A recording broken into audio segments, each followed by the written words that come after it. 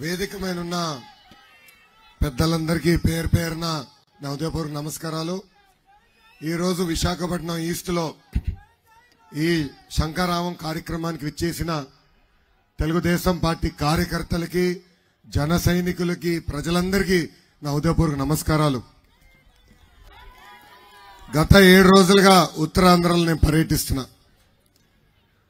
నేను ఒకటే చూసా, ఉత్తరాంధ్ర యూత్ పవర్ అదిరిపోయింది. ఈ ఉత్తరాంధ్ర గర్జనకి తాడేపల్లి కొంపల్లో టీవీలు పగలుతున్నాయి. పోరాటాల పౌరుషాల గడ్డ ఈ ఉత్తరాంధ్ర.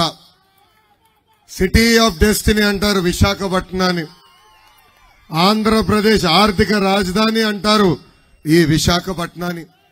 బాబు గారు ముఖ్యమంత్రిగా ఉన్నప్పుడు విశాఖపట్నాన్ని జాబ్ క్యాపిటల్ ఆఫ్ ఇండియాగా చేస్తే, ఈ ప్రభుత్వం అధికారంలోకి వచ్చిన తర్వాత గంజాయి క్యాపిటల్ ఆఫ్ ఇండియాగా ఈ రోజు మార్చింది.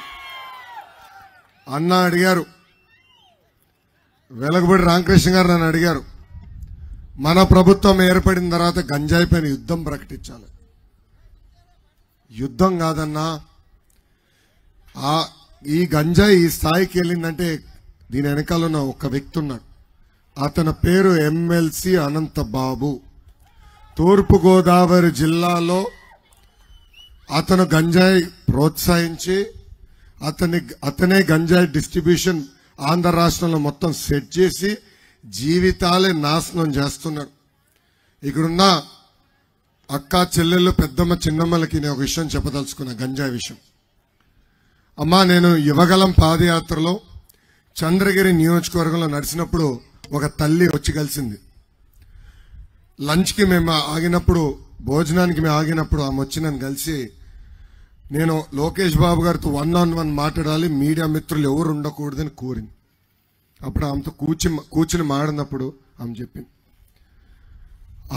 ఆమెకి 3 కూతురు ఉన్నారు. పెద్ద కూతురు 10th క్లాస్ చదువుతుంది. ఆ కూతుర్ని గంజాయికి బానిసలు చేసి శారీరకంగా వాడుకున్నారు అక్కడున్న వైకాపా నాయకులు. ఆమె వచ్చి, ఇప్పుడు నా దగ్గర డబ్బులు లేవు, నా కూతుర్ని ఆ మత్తు నుంచి బయటికి తీసుకురావాలి, సిఎంసి వెల్లూరుకి నేను తీసుకెళ్ళాలి, నన్ను ఆదుకోండి, ఒక అన్నగా నన్ను ఆదుకోండి అని నన్ను కోరింది.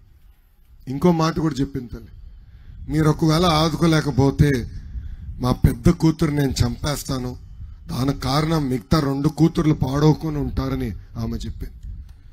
ఇలా ఒక్క కుటుంబాన్ని కలిసింది, లక్షల కుటుంబాలని నాశనం చేస్తుంది ఈ ప్రభుత్వం. లక్షల కుటుంబం.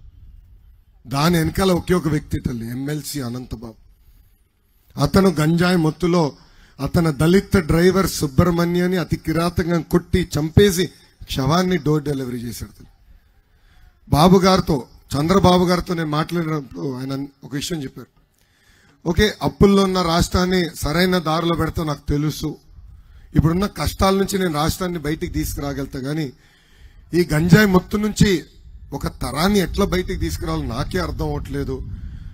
మనం అధికారంలోకి వచ్చిన తర్వాత పెద్ద ఎత్తున యుద్ధం చేయాలి, దీని వెనకాల ఎవరున్నారో వాళ్ళని తరిమి కొట్టాలి, జైలుకి పంపించాలని ఇప్పటికీ బాబు గారు నిర్ణయం తీసుకున్నారు.